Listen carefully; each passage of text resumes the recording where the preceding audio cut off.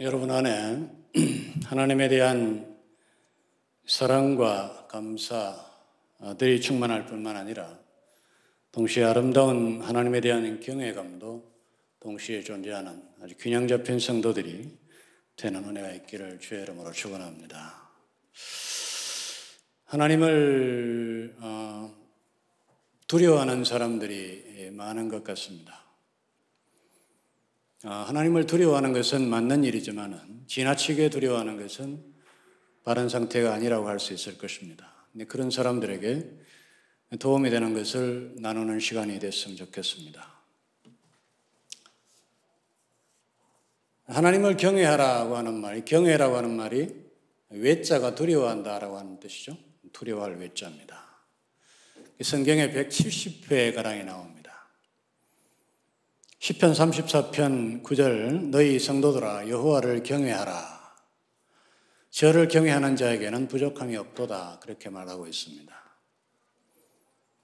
하나님을 두려워하는 것은 정상입니다. 두려워해야 합니다.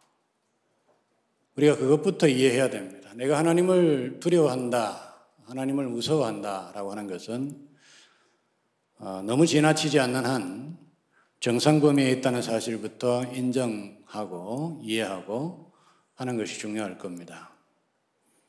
다만 제가 처음에도 말씀드렸듯이 성도의 상태는 균형을 이루고 있어야 됩니다. 두려움과 하나님에 대한 두려움과 사랑과 감사와 소망 등등 그런 균형을 이루고 있어야 될 겁니다. 그런데 이 균형이라고 하는 이것이 잘 균형 있게 아름답게 균형을 갖추고 있는 성도보다 세상에 아름다운 존재는 없습니다. 저와 여러분이 그런 존재가 될 수 있도록 하나님 앞에 기도하고 은혜가 있기를 축원합니다. 이제 균형이라고 하더라도 이것은 고개사가 균형을 잡기 위해서 수만 번의 연습이 필요한 것과는 약간 다른 부분이 있습니다. 그것은 수많은 연습도 있어야겠지만 더 중요한 것은 하나님에 대한 이해와 각성이 있으면 대체로 그렇습니다. 일시에 그리고 자연스럽게 우리 안에 그 균형이 이루어지게 되는 겁니다. 그러므로 전혀 연습이 필요치 않은 것은 아니지만 더 중요한 것은 하나님의 진노와 하나님의 분노에 대하여 보다 정확하게는 하나님의 전체 속성에 대해서 하나의 깨달음과 이해를 갖고 있는 것이 중요할 것입니다. 오늘 이 시간에 그 문제에 관한 진도가 여러분 안에 있기를 바랍니다. 자, 오늘 우리가 읽었던 본문입니다. 니느웨에 대한 정한 경고, 곧 엘고스 사람 나훔의 묵시의 글이라 여호와는 투기하시며 질투한다는 거죠. 보복하시는 하나님이시니라. 여호와는 보복하시며 하나님은 보복한다는 걸 계속 반복하고 있어요. 또 진노하시되 자기를 거스리는 자에게 보복하시며 자기를 대적하는 자에게 진노를 품으시며 또 3절에서 중요한 말이 나오는데요. 여호와는 노하기를 더디하시며 권능이 크시며 죄인을 결코 사하지 아니하시느니라. 여호와의 길은 회리바람과 광풍에 있고 구름은 그 발에 뒷걸이로다. 이것이 오늘 우리의 본문입니다. 자, 본문이 하고 싶은 말, 좀 더 정확하게는 본문이 이 말을 하면서 성도들이 알기를 바라는 것, 그것의 첫 번째는 하나님은 화를 내신다라는 사실을 성도들에게 확실히 하고 싶은 부분이 있습니다. 신약의 시대, 특히 예수 그리스도의 십자가의 시대에 하나님을 전혀 두려워하지 않는 부류의 신자들도 있어요. 하나님은 화를 안 낸다라고 생각하는 사람들이 있는 것 같습니다. 하나님은 화를 내십니다. 모든 아버지들이 그런 것처럼 하나님은 화를 내십니다. 인격이신 하나님이 화를 안 내는 게 오히려 비정상입니다. 불의에 대하여 진노하지 않는 것이 불의한 겁니다. 창조주이시고 천재주제이신 하나님은 그 책임을 다하고 그 정체성에 부합하기 위하여 진노하셔야 마땅합니다. 그래서 하나님을 급없이 대하면 안 됩니다. 그래서 성도들이 하나님을 두려워하고 하나님을 경외하는 것은 정상이며 바람직한 일입니다.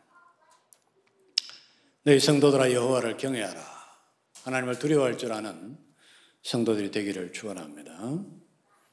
한 가지 알아야 할 것이 있습니다. 우리가 하나님을 두려워할수록 점점 더 세상을 두려워하지 않게 된다는 겁니다. 만일 여러분이 하나님을 조금도 두려워하지 않는다면 여러분은 세상의 모든 일들을 두려워해야 할 겁니다. 우리 정월 초하루가 되면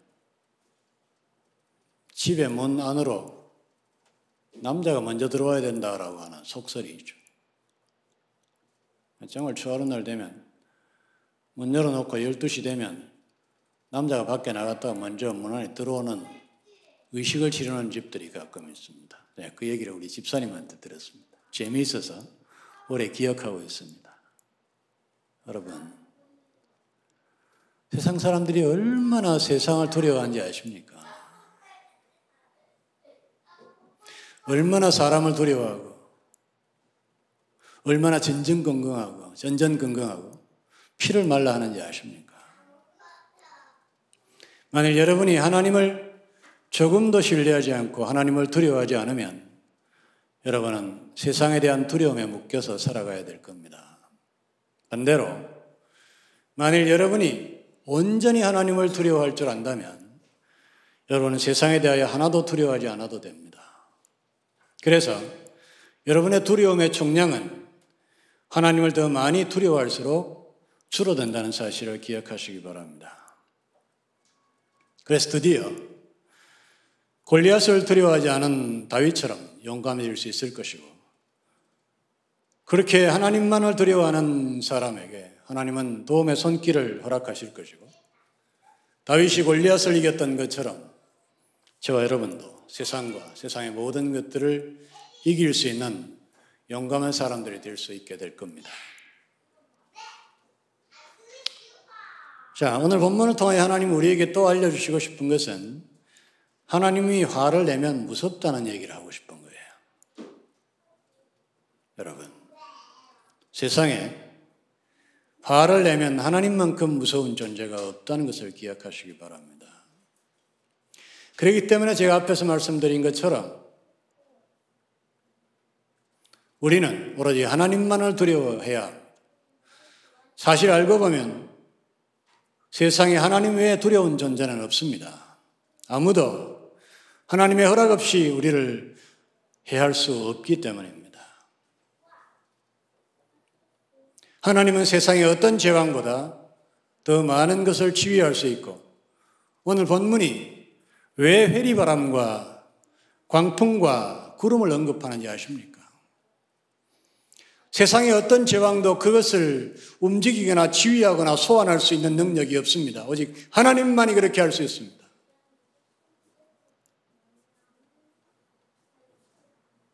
하나님은 그것들을 진노의 도구로 쓸 수 있습니다.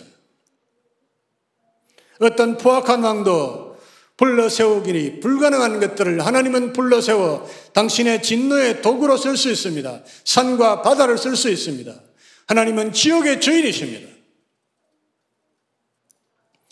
마태복음 10장 28절 몸은 죽여도 영혼은 죽이지 못하는 자들을 두려워하지 말고 오직 몸과 영혼을 능히 지옥에 멸하실 수 있는 이를 두려워하라.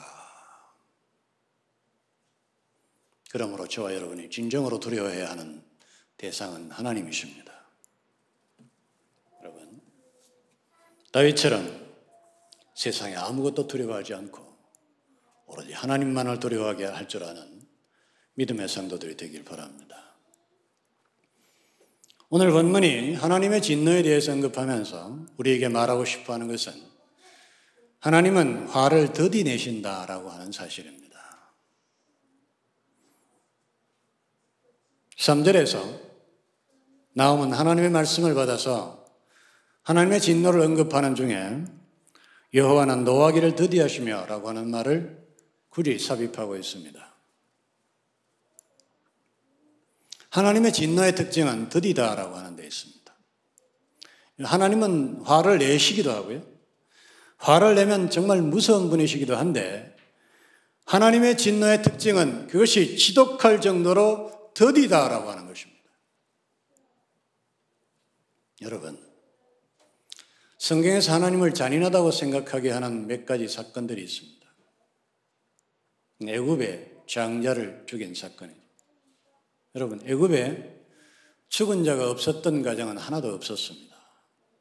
왜냐하면 어느 가정이든 장자는 있기 마련입니다. 모든 집들이 다 초상집이 되는 그런 무자비한 일을 하나님은 애굽에 행하셨습니다. 근데 여러분 기억하셔야 됩니다. 애굽의 장자 재앙은 그 앞에 9번의 다른 재앙들이 있고 난 후에 있었던 일입니다. 그 9번은 10번째를 집행하지 않으려는 하나님의 인내의 반정입니다. 하나님의 지독한 인내의 증거입니다. 무섭게 인내하고 하나님의 재앙을, 마지막 재앙을 연기하시는 하나님. 우리는 바로만큼 끈질기게 하나님을 거역할 용기나 오기가 없다면 하나님의 진노를 바로만큼 두려워해야 될 이유가 없다는 것을 제가 여러분에게 약속하고 확증해 드릴 수 있습니다. 위로를 받으시는 은혜가 있기를 축원합니다. 하나님을 두려워해야 합니다. 그러나 하나님의 진노가 나타날 때까지 그 긴 시간을 하나님을 거역하지 않는 성도라면 하나님의 진노를 두려워해야 할 이유는 없습니다. 오늘 본문이 우리에게 말하고자 하는 가장 중요한 것은 하나님은 인격이시다라고 하는 사실을 알리고 싶어 하는 겁니다. 여러분, 하나님은 일부러 투기라는 단어를 쓰세요. 하나님이 일부러 질투라는 단어를 선택하셨습니다. 보복이라는 단어를 선택하셨습니다. 이런 부정적인 단어를 선택하시는 이유가 뭐냐 하면요. 그 저속하고 역렬한 인간의 악한 감성들의 단어를 하나님께서 굳이 선택하시는 이유가 뭐냐 하면 하나님은 이렇게 말하고 싶은 겁니다. 그렇다. 나는 인간의 감성을 가지고 있다. 나는 인격이다. 라고 말하고 싶은 겁니다. 여러분, 하나님의 인격이다라는 말은 참 어려운 말입니다.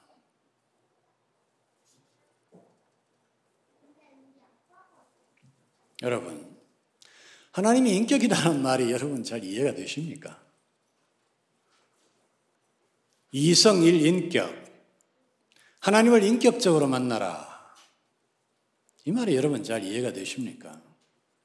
인격이라는 말을요, 영어 사전에 찾아보면 person이라고 되어 있습니다. person. 이건 라틴어 페르소나에서 나온 말입니다. 요즘 BTS 최신 앨범 이름이 뭐죠? 뭐 하고 뒤에 페르소나라고 나오죠. 이 페르소나라는 말이 person이라는 말이고 인격이라는 말입니다. BTS는 지난 작업에서는 나는 누군가라고 하는 문제를 아주 심도 깊게 다뤄왔습니다. 그리고 그들이 이번 앨범에서 말하고 싶은 것은, 그래서 여러분 그 비가 자꾸 그 가면 쓰고 나오고 이런 거 보신 적 있죠?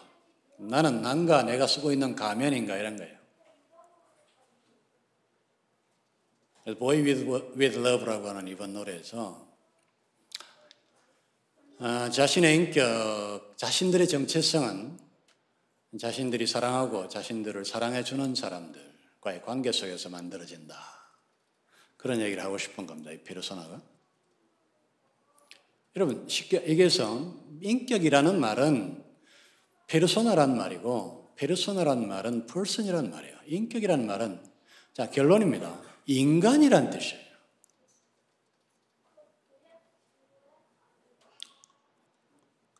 자, 이걸 왜 자꾸 하나님은 인간이시다 이렇게 얘기하면 제일 쉽고 확실한데 왜 자꾸 하나님은 인격이시다, 하나님을 인격적으로 만나라 이런 식으로 얘기하나 하면 여러분 들으시니까 알겠죠. 하나님은 인간이다 이렇게 하는 하나님을 너무나 심각하게 훼손하는 말이 되잖아요. 그래서 하나님을 인격이라고 말하는 겁니다. 그러나 여러분 하나님을 가급적이면 하나님의 속성을 인간이라고 이해하시는 거 여러분 좋을 거예요. 자, 하나님은 사람이다. 뒤집으면 사람도 하나님이다 라는 말이 됩니다. 여러분 이건 신학적으로 전혀 틀린 말이 아닙니다. 실제로 성경에서는 너희는 신이다 이렇게 말하기도 하고요.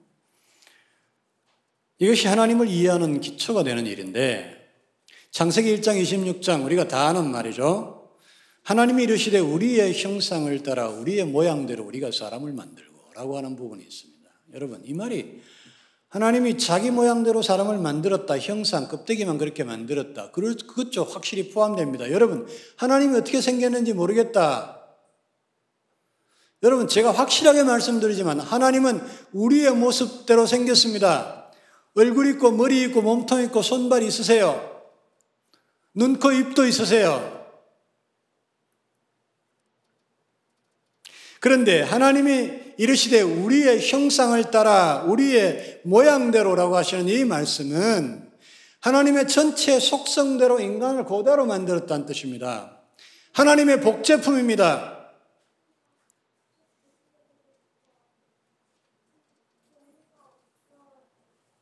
자, 제가 말씀드리고 싶은 것은 하나님은 사람이고 사람은 곧 하나님이다 라고 하는 사실을 여러분이 이해하는 일입니다. 이게 왜 이렇게 중요하냐 하면요. 하나님을 하나의 이론, 하나님을 영, 하나님은 진리, 하나님은 말씀, 하나님을 하나의 어떤 사물로 인식하는 게 우리 마음속에 너무나 깊게 박혀 있다고. 이거 어떻게든 뽑아내야 돼요. 하나님은 진리고 말씀이고 영이신 건 확실한데 틀린 말은 아니지만 그렇다고 완전히 맞는 말도 아닙니다. 여러분 여기에 포함되어집니다. 그 모든 것의 기초에 하나님은 인격이시고 하나님은 인간이시다 라고 말해야만 합니다. 그게 기초가 돼야 됩니다.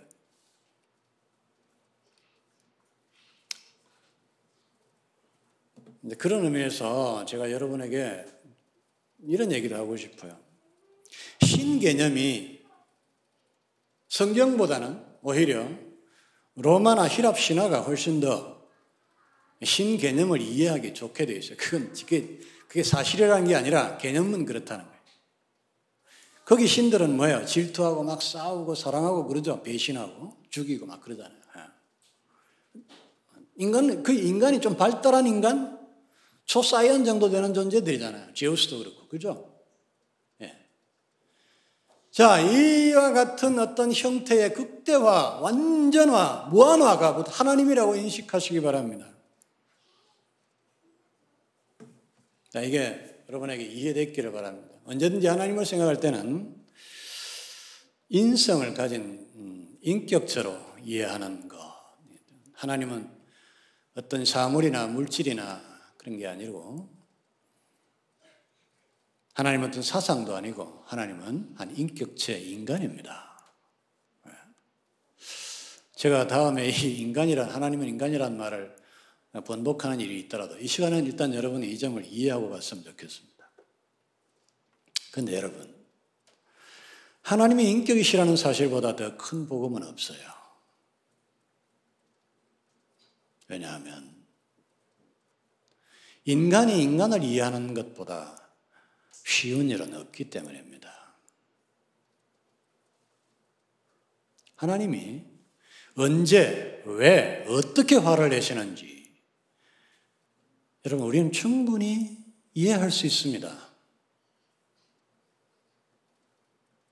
그리고 우리는 그 하나님의 진노에 대응할 수 있습니다. 하나님은 지금 오늘 이 나훔의 선지자를 통하여 우리에게 그 말을 하고 싶은 거예요. 난 인간이고 너네들이 잘 이해하는 인간성 그것을 가지고 있다.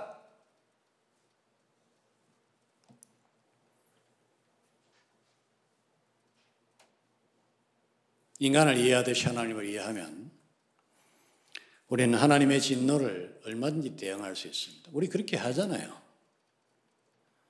조금만 살아보면 엄마 아빠가 어느 대목에서 화내는지 아시잖아요.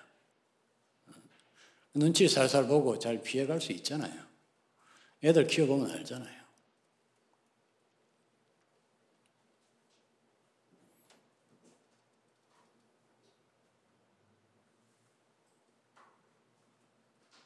여러분, 그런 차원에서 그 사실의 연장선에서 하나님은 질투하시고 하나님은 투기하신다라고 언급하실 때 하나님의 사랑의 성격을 하나님은 진술하고 있는 겁니다. 그냥 사랑하는 게 아니고요.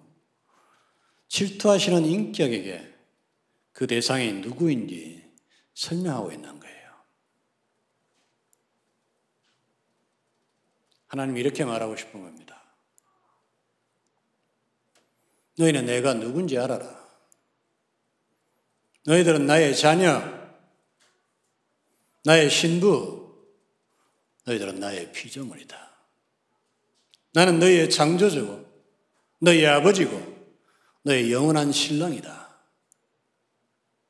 나는 살아있는 인격체고 내와 나의 이와 같은 인격체가 나의 자녀에 대하여, 신부에 대하여, 나의 피조물에 대하여 그들이 다른 길로 갈 때 투기하거나 질투하거나 그 질투로 인하여 진노하는 것은 당연한 게 아니냐라는 얘기를 하고 싶은 겁니다. 우리 예수님은 이렇게 말씀하셨습니다. 베드로에게 네가 이 사람들보다 나를 더 사랑하느냐? 우리 하나님은요, 우리에게 최고의 사랑을 받고 싶어 하십니다.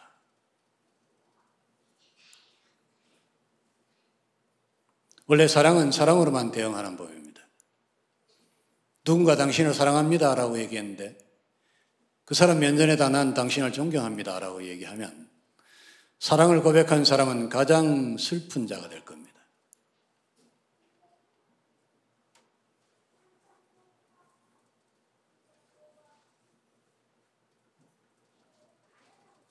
만일 여러분 중에 어떤 사람들이 하나님의 질투로 인한 진노가 부담스럽다면 여러분은 하나님을 사랑하지 않는 사람들입니다.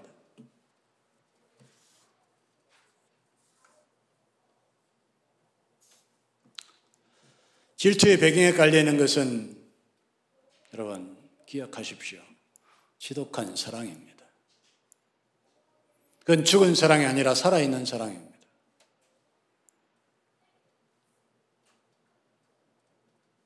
자식에 대한 사랑이든 연인에 대한 사랑이든 질투가 없다면 그건 사랑하지 않는 거예요. 남편이 가서 어떻게 딴 사람을 사랑하는데 질투가 전혀 안 난다. 그건 100% 사랑 하나도 안 하는 겁니다. 하나님이 우리를 향하여 나는 너희에 대하여 질투하는 하나님이다 라고 얘기할 때 그보다 더 확고부동한 사랑의 고백이 없는 거라고요. 여러분, 가끔씩 여자들이 남자 데리고 장난치고 난 다음에 남자가 그게 대해 질투하면 질투하는 거야? 이렇게 아주 행복하게 질문하는 거 볼 수 있죠. 당신 지금 질투하고 있는 거야? 이렇게 묻고 있죠. 근데 그 질문이 왜 그렇게 행복하게 들리죠?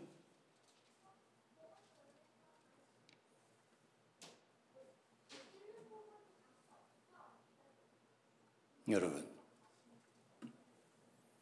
사랑하는 사람은요, 자기가 사랑하는 사람이 자기 사랑에 대한 확신이 안 설 때 질투하는 것, 그것은 자기 사랑에 대한 확고부동한 증거의 징표로 삼는 법입니다. 당신 지금 질투하고 있는 거야? 라고 하는 행복한 질문은 당신 나 사랑하는 거 맞네? 라고 하는 확인의 행복한 순간이 아닙니까?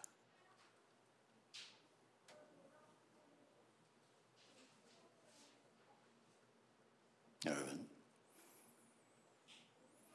하나님이 우리에 대해 질투하신다라는 사실은 하나님 지금 나한테 대해 질투하시는 거예요? 라고 행복하게 물어야 되는 질문입니다.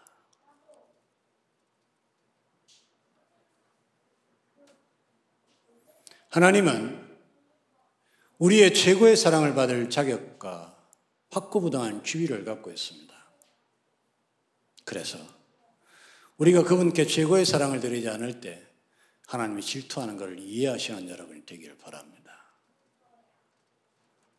내가 좀 사적인 얘기 할게요.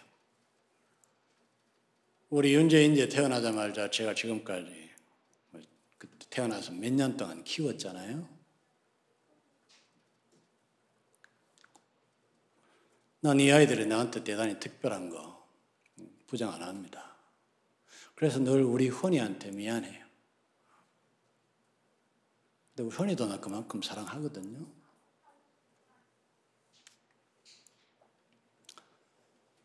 그래서 특히 이제 우리 인자는 덩치가 조금 커가지고 늘 내가 안고 있었다. 저놈이 목사님을 되게 좋아해요.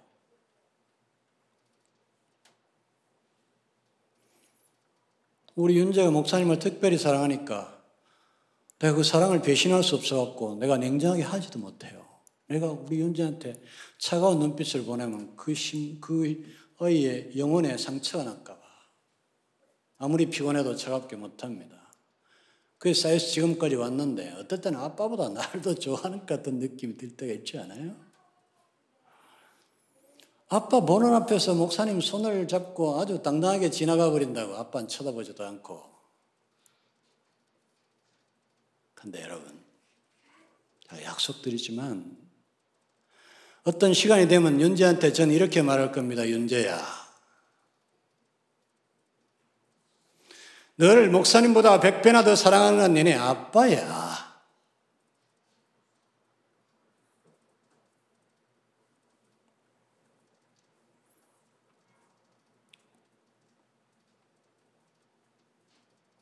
아이들의 최고의 사랑을 받을 대상은 엄마, 아빠입니다.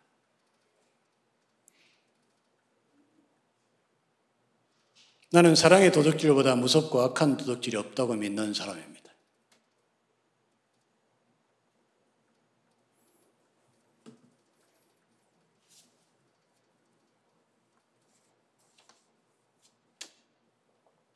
우리 윤재인제가 엄마 아빠를 세상에서 가장 큰 사랑을 받은 사람으로 인식하고 엄마 아빠를 세상에서 가장 많이 사랑해야 한다면 우리는 하나님을 향하여 그렇게 해야 합니다. 그렇지 않은 경우에 하나님이 질투하시거나 그 일로 인하여 진노하시는 것을 우리는 당연한 것으로 받아들일 수 있어야 합니다. 그리고 그 하나님의 진노와 질투는 우리를 향한 뜨거운 사랑의 징표라는 걸 인정하고 받아들이고 감사할 줄 알아야 됩니다. 네가 이것들보다 나를 더 사랑하느냐? 우리는 얼마나 많이 자주 이 애타는 질문에 대하여 반대의 대답들을 합니까? 말로는 그렇다라고 얘기할지 몰라도 우리의 삶은 전혀 반대 방향으로 수없이 가고 있지 않습니까? 마음을 다하고 목숨을 다하고 힘을 다해서 내 하나님 아버지를 사랑하라. 치사한 질투에 몸을 뜨시는 하나님 앞에 여러분의 순결한 사랑으로 답변하시는 복된 성도들이 되기를 주의 이름으로 축원합니다.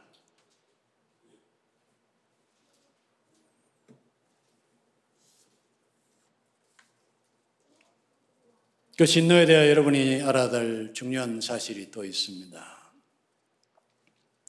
여러분, 오늘 본문을 제가 다시 한번 읽어드릴게요. 니느웨에 대한 중한 경고, 곧 엘고스 사람 나훔의 묵시의 글이라.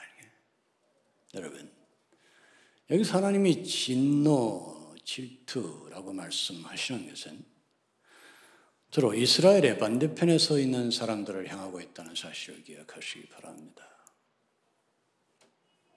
제가 한 가지 확실하게 말씀드릴 수 있는 것은요, 적어도 이 고단한 주일날 하나님께 예배드리기 위하여 이 교회에 나와 앉아있는 여러분을 향해서 하나님은 기뻐하실지언정 결단코 분노하시지 않는다는 사실을 말씀드리고 싶습니다. 내가 지은 내 백성이 이방의 신들을 숭배하고 나를 아버지라고 불러야 할 자들이 다른 잡신들을 아버지라고 부르는 데에 대하여 하나님이 진노하시고 계신 겁니다. 하나님의 진노는 주로 우리의 적을 향한 진노를 더 많이 포함한다는 사실을 기억하시기 바랍니다. 원수, 마귀의 사주를 받는 사람들. 그리고 기억하십시오. 자녀 앞에서 아빠 화나면 무서운 사람이야